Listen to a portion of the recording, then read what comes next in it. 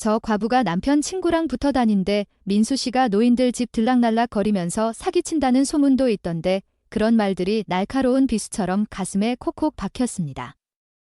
사람들 입에 오르내리는 게 뭐 대수야. 그렇게 생각하려 했지만 말이란 게 듣다 보면 마음에 스며드는 법입니다.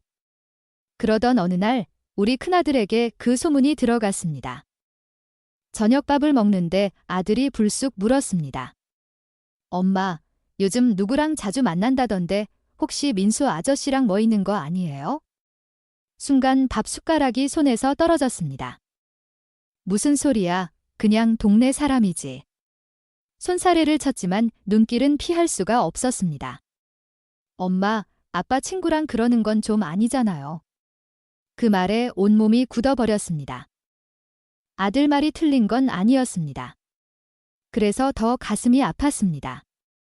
그 일 이후로 민수 씨를 일부러 피하기 시작했습니다. 그러던 어느 날 문 앞에 작은 봉투 하나가 놓여 있었습니다.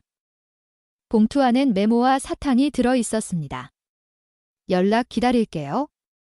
그런데 더 큰 소문이 퍼지기 시작했습니다. 예전부터 남편이 살아있을 때 그렇고 그런 사이였다. 남편이 둘 사이를 알고 화병에 돌아가셨다고 하던데 터무니없는 소문들이 퍼졌습니다. 교회 권사님들마저 남편 세상 떠난 지 몇 년 됐다고 바로 붙어먹을 줄이야 수군거렸습니다. 본격적으로 이야기를 시작하기 전에 구독과 좋아요를 눌러주세요. 구독 버튼을 누르시면 행운은 덤으로 따라옵니다. 사람이 나이 들면 가장 무서운 게 뭔지 아세요? 죽음. 병. 아니요. 그보다 더 무서운 건 바로 혼자 남는 것입니다. 저는 김정미라고 합니다. 올해 65세이고 남편이 떠나고 나서 벌써 5년이 지났습니다. 처음 몇 달은 정신이 없었습니다. 장례 치르고 손님 맞이하고 서류 정리하느라 외로움이 밀려올 틈도 없었습니다. 시간이 지나니 집이 점점 더 넓어 보였습니다. 텔레비전 소리만 울리는 것을 아무도 찾지 않는 빈 식탁밤이면 남편이 누워있던 자리를 자꾸 쳐다보게 됐습니다. 사람이란 게 참 간사하죠. 살아있을 땐 잔소리 많다고 투덜거렸으면서 없고 나니 그 목소리가 그리워집니다. 잔소리라도 좀 들었으면 하는 아쉬움이 남더군요. 하루하루를 그렇게 버티며 살았습니다. 동네 친구들이 산책하자고 불러도 몸이 좀 안 좋아서 핑계만 대고 집에만 있었습니다. 아들, 딸이 가끔 전화로 안부를 물었습니다. 엄마, 잘 지내시죠? 그 한마디 묻고는 바쁘다며 금방 끊어버리곤 했습니다. 어느 날 마트에 가는 길에 남편 친구였던 김민수 씨를 보았습니다. 67세인 그는 남편의 대학 동창이었는데 남편이 떠나고 나서는 서로 얼굴 볼 일이 없었습니다. 장을 보고 나오는 길에 무거운 봉지를 들고 걷는데 멀리서 누군가 걸어오는 게 보였습니다. 처음엔 그냥 지나치려 했는데 가까이 오더니 정미 씨 아니십니까? 하고 불렀습니다. 반가움보다 부끄러움이 먼저 올라왔습니다. 아이고, 참 오랜만이네요. 그러게요. 얼굴 보기가 힘드네요. 그의 얼굴은 여전히 점잖고 다정했습니다.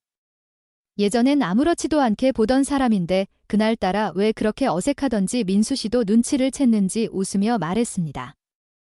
이왕 만난 김에 커피 한 잔 어떻습니까? 망설였습니다. 사람들 눈에 띄면 어쩌나 이 나이에 남자랑 커피 마시는 걸 이상하게 볼까 봐요. 그런데 그가 조용히 덧붙였습니다. 오래 혼자 계셨죠? 그 말에 가슴이 내려앉았습니다. 제 외로움을 누군가 알아챈 것 같아 묘한 감정이 들었습니다. 조용한 카페에서 마주 앉아 몇 년 만에 누군가와 따뜻한 차를 마셨습니다. 대화는 별거 아니었습니다.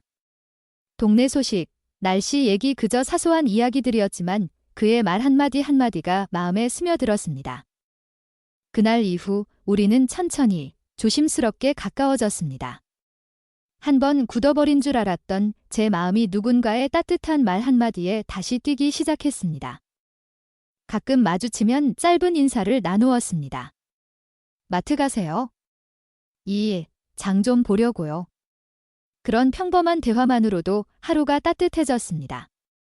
그를 다시 만나고부터는 아침에 일어나면 오늘은 혹시 마주칠까 하는 생각이 들었고 괜히 머리도 한 번 더 빗고 옷도 고르게 됐습니다.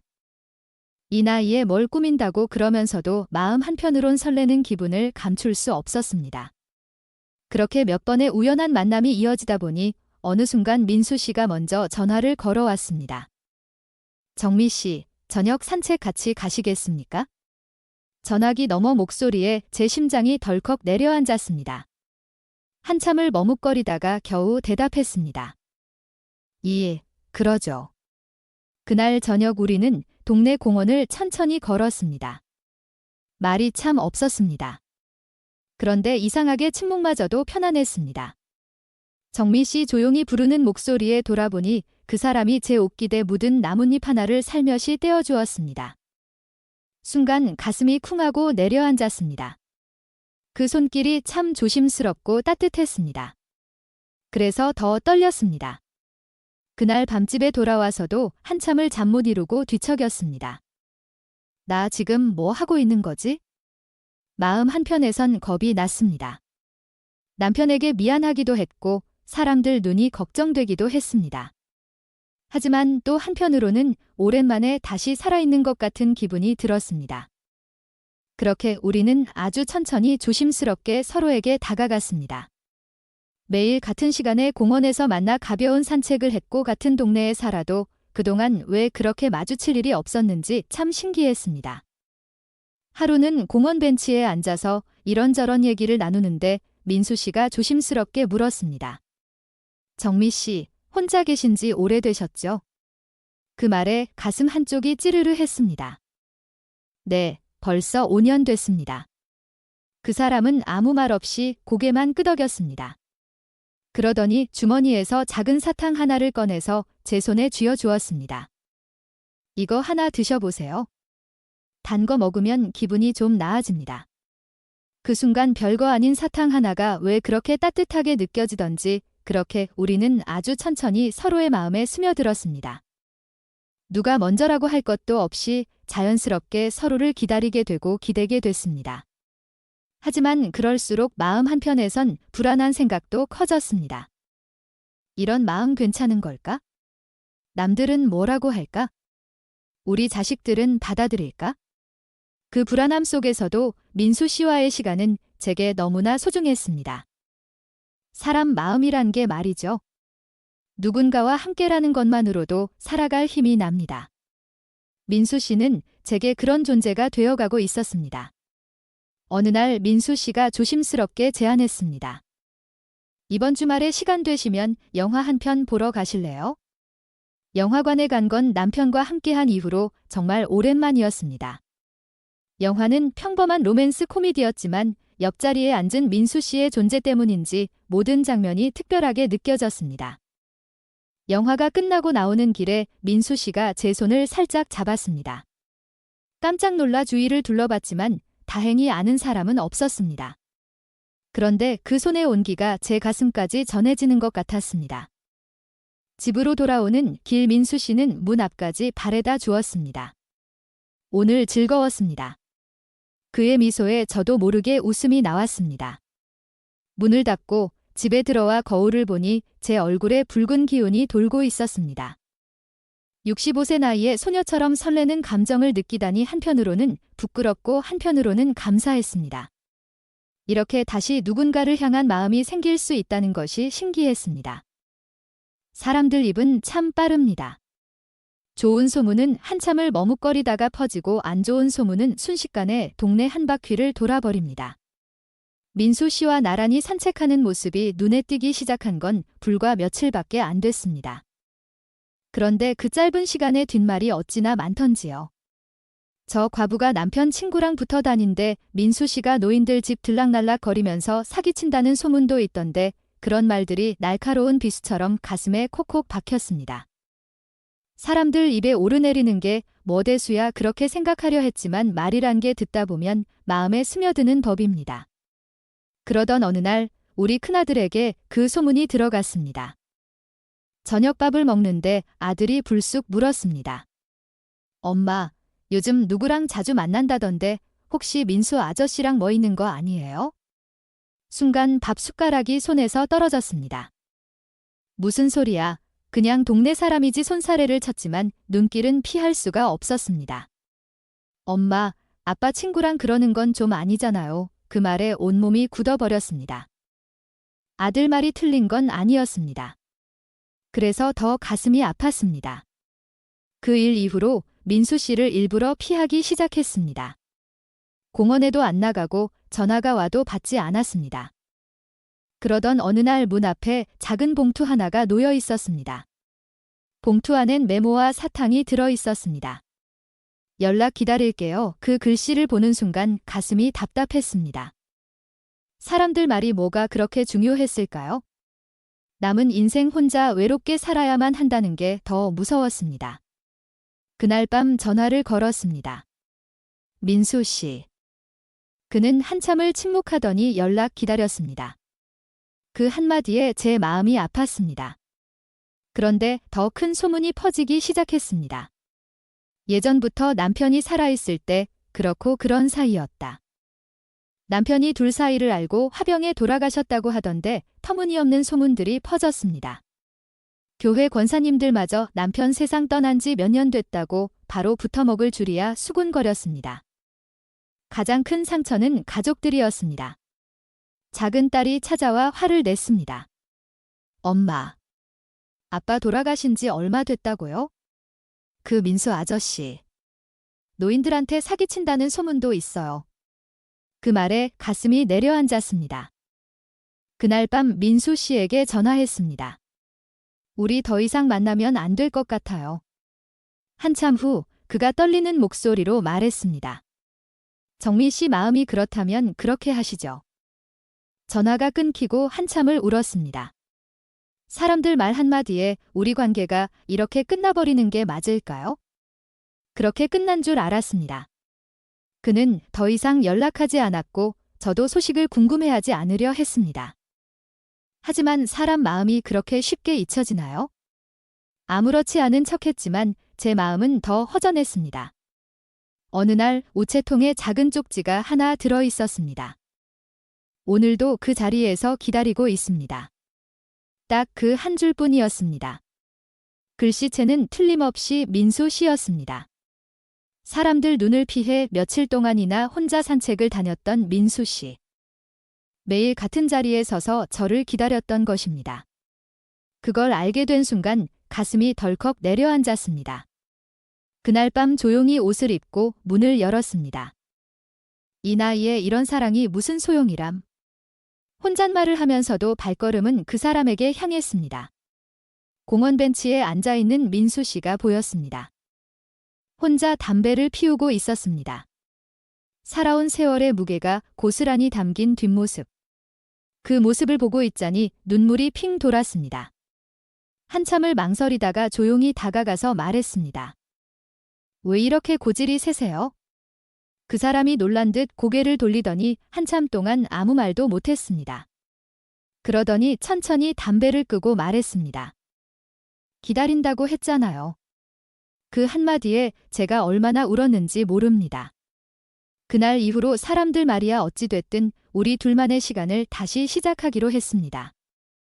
하지만 이 사랑이 다시 피어나기까지 아직 더 큰 시험이 남아 있었습니다. 사람들 입은 여전히 바빴고 가족들은 여전히 저를 외면했습니다. 그런데 어느 날 작은 딸이 뜬금없이 전화를 했습니다. 엄마, 민수 아저씨 어떤 사람인 줄 아세요? 순간 가슴이 덜컥 내려앉았습니다. 혹시 또 소문이라도 들었나 싶어서요. 그냥 오래된 아버지 친구야. 왜 그러니? 딸은 잠시 뜸을 들이더니 말했습니다. 엄마, 제가 몰래 민수 아저씨 좀 알아봤어요. 알고 보니 두 자녀가 민수 씨를 몰래 조사했던 것입니다. 어떤 사람인지 혹시 나쁜 사람이 아닌지 그런데요. 놀라운 반전이 기다리고 있었습니다. 민수 씨는 20년 전부터 홀몸노인들을 돌보는 봉사활동을 해왔다고 합니다. 본인 몸도 성취하는데 몸 아픈 노인들 병원 모셔다 드리고 반찬도 나르고 전 아내와 사별한 지 3년 정도 됐는데 전 아내는 갑자기 뇌졸중이 찾아와 지극정성으로 병수발을 하면서 마지막 임종까지 지켜주고 보내줬다는 사실, 그걸 아는 사람은 몇 안 된다고 합니다. 왜 그런 얘기를 안 했어요? 제가 물어봤더니 민수 씨는 그저 쑥스럽다는 듯 웃더군요. 좋은 일은 남들이 모를 때 더 좋은 거라면서요. 그 말을 듣고 자녀들에게 전해줬는데 그들도 잘못된 소문으로 오해했던 일에 어찌나 미안해하던지 큰아들이 그날 처음으로 제 손을 꼭 잡으면서 말했습니다. 엄마, 이제 민수 아저씨 나쁘게 안 볼게요. 왜 아버지가 친하게 지냈는지 알 것 같아요. 그 순간 제 눈물이 와르르 쏟아졌습니다. 우리 가족이 다시 화해한 뒤에도 동네의 소문은 멈추지 않았습니다. 그런데 이번엔 달랐습니다. 이번엔 제가 아니라 우리 자녀들이 나섰습니다. 그들은 슈퍼에 찾아가서 가장이 비싸다는 아주머니를 딱 불러 세웠습니다. 아주머니, 엄마랑 민수 아저씨 얘기 누가 퍼뜨린 거예요? 그 당찬 목소리에 슈퍼 안에 있던 사람들이 조용해졌습니다. 소문을 퍼뜨린 장본인은 아파트에서 만날 때마다 남 험담하기 바쁜 할머니였다고 합니다. 작은 딸이 딱 한마디 했습니다. 그냥 들은 걸 말하는 게 아니고 없는 말을 만들어서 퍼뜨리는 거네요. 그 순간 슈퍼 안이 쥐죽은 듯 조용해졌습니다. 자녀들은 민수 씨가 했던 봉사활동부터 몸 아픈 노인들을 돌봐왔던 얘기, 전 아내의 지극정성 병수발한 이야기까지 하나하나 밝혔습니다. 그렇게 좋은 일을 했던 분한테 손가락질부터 하는 게 옳은 거예요? 그제야 사람들이 하나둘 눈길을 피했습니다. 슈퍼 주인도 눈치가 보였는지 말없이 고개만 끄덕였습니다. 소문이란 게 참 쉽게 퍼지지만 진실은 그보다 훨씬 늦게 퍼집니다. 그날 이후로 우리 이야기를 함부로 떠드는 사람은 없어졌습니다. 그리고 자녀들은 저에게 이런 말을 해주었습니다. 엄마, 이제 엄마도 남은 인생 민수 아저씨랑 즐겁게 살았으면 좋겠어요. 엄마 재혼에 반대하는 건 아니었어요. 주위에 너무 소문이 이상하길래 그랬던 거예요. 그 한마디에 제 마음이 얼마나 든든했는지 모릅니다. 세상과 맞서 싸우는 건 어렵지만 가족이 곁에 있다는 것만으로도 그 어떤 소문보다 강한 힘이 됩니다. 그렇게 우리 가족은 다시 하나가 되었습니다. 민수 씨를 우리 집에 초대한 날 처음엔 어색했지만 금세 화기애애한 분위기가 되었습니다. 민수 씨가 가져온 과일을 자녀들이 씻어내오고 함께 식사를 하며 웃음꽃이 피었습니다. 큰아들이 민수 씨에게 물었습니다. 아저씨, 아버지랑은 어떻게 친구가 되셨어요? 민수 씨는 대학 시절 에피소드를 들려주었고 우리는 모두 웃으며 그 이야기에 빠져들었습니다. 그날 밤 민수 씨가 돌아간 후 작은 딸이 제 어깨를 안았습니다.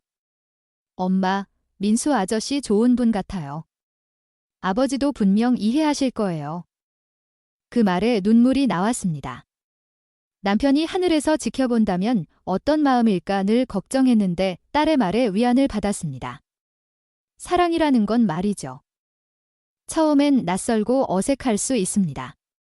하지만 진심이란 게 결국엔 전해지는 법입니다. 우리 두 사람은 조용한 식당에서 작은 약속식을 했습니다.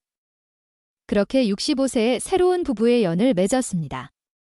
흰 드레스도 없고 꽃다발도 없었지만 서로의 눈빛만으로도 충분했습니다. 약속식 날. 자녀들이 깜짝 선물을 준비했습니다. 작은 케이크와 꽃다발 그리고 남편의 사진이 담긴 액자였습니다.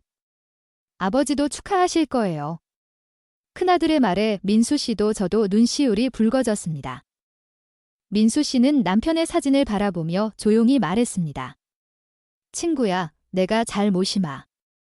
새로운 시작은 생각보다 자연스러웠습니다. 민수 씨는 자기 집을 그대로 유지하면서 주말에만 함께 지내기로 했습니다. 서로의 공간과 시간을 존중하는 성숙한 관계였습니다. 평일에는 전화로 안부를 묻고 주말이면 함께 시장도 보고 영화도 보러 갔습니다. 어느 날 공원을 산책하다가 동네 할머니들을 만났습니다. 예전 같았으면 고개를 숙이고 지나갔을 텐데 이제는 당당하게 인사를 나눴습니다. 오히려 그들이 민망해하며 먼저 말을 걸었습니다. 요즘 잘 지내시죠? 민수 씨가 봉사활동 많이 하신다면서요? 그렇게 시간이 흐르면서 사람들의 시선도 달라졌습니다. 이제는 우리를 보며 미소 짓는 이웃들이 많아졌습니다. 조문을 퍼뜨리던 할머니조차 어느 날 저에게 다가와 작은 떡공지를 건네며 요즘 행복해 보여서 좋네 이렇게 한마디를 건넸습니다. 민수 씨와 함께하는 시간이 쌓일수록 제 마음은 더 편안해졌습니다. 늦게 찾아온 사랑이지만 그만큼 더 소중하고 깊었습니다. 서로의 주름진 손을 잡고 걷는 길이 이렇게 행복할 줄 몰랐습니다. 여러분, 사랑은 언제 찾아와도 늦지 않습니다. 젊을 때 하는 사랑만이 진시한 사랑이 아닙니다. 늦은 사랑이라고 사랑이 아닌 건 아니지요. 민수 씨와 새로운 삶을 시작한 지 벌써 1년이 지났습니다. 이 1년은 제게 인생의 새로운 봄과도 같았습니다. 처음 시작할 때는 두려움도 많았습니다. 이 나이에 새 출발이 가능할까? 서로의 습관과 생활 방식이 너무 다르지 않을까? 하는 걱정들이 있었습니다. 하지만 우리는 서로를 존중하며 천천히 맞춰갔습니다. 민수 씨는 제가 좋아하는 음악을 들으려고 노력했고, 저는 그가 즐기는 바둑 프로그램을 함께 보기 시작했습니다. 우리의 일상은 소소하지만 행복합니다. 아침에 일어나 함께 차를 마시며 하루를 시작하고 저녁에는 동네 산책을 하며 하루를 마무리합니다. 주말이면 민수 씨의 봉사활동에 저도 함께 참여하게 되었습니다. 홀로 계신 어르신들께 반찬을 나눠드리고 말버디 되어드리는 일이 이제는 제 삶의 일부가 되었습니다. 처음에는 망설였던 자녀들도 이제는 적극적으로 우리를 지지합니다. 명절이면 모두 함께 모여 민수 씨가 준비한 음식을 나누어 먹고 옛 추억을 이야기하며 웃음꽃을 피웁니다. 큰 아들은 민수 씨에게 아버지처럼 조언을 구하기도 하고, 작은 딸은 민수 씨의 생일에 직접 만든 스웨터를 선물하기도 했습니다. 우리의 사랑은 젊은 시절의 열정적인 사랑과는 다릅니다. 더 깊고 더 편안하고 더 성숙합니다. 서로의 지난 날을 존중하고 남은 날들을 함께 채워가는 사랑입니다. 민수 씨는 가끔 제게 말합니다. 그 말에 저는 여전히 소녀처럼 설렙니다. 어느 날은 민수 씨의 옛 앨범을 함께 보았습니다. 그의 젊은 시절 전 아내와 함께 했던 행복한 순간들, 처음에는 조금 어색했지만 곧 편안해졌습니다. 우리는 서로의 과거를 인정하고 존중합니다. 민수 씨도 제 남편의 사진을 볼 때 진심 어린 존경의 눈빛을 보입니다. 나이 들어 만난 사랑의 또 다른 아름다움은 서로의 상처를 이해한다는 것입니다. 젊은 시절에는 몰랐던 삶의 무게를 함께 나눌 수 있다는 것이 얼마나 큰 위안인지 모릅니다.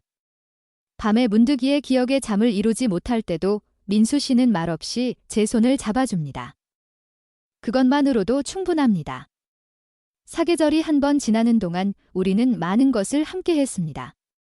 봄에는 꽃 구경을, 여름에는 바닷가 여행을, 가을에는 단풍 산책을, 겨울에는 따뜻한 온천 여행을 다녀왔습니다. 그 모든 순간이 소중한 추억이 되었습니다. 얼마 전에는 민수 씨가 제게 작은 반지를 선물했습니다.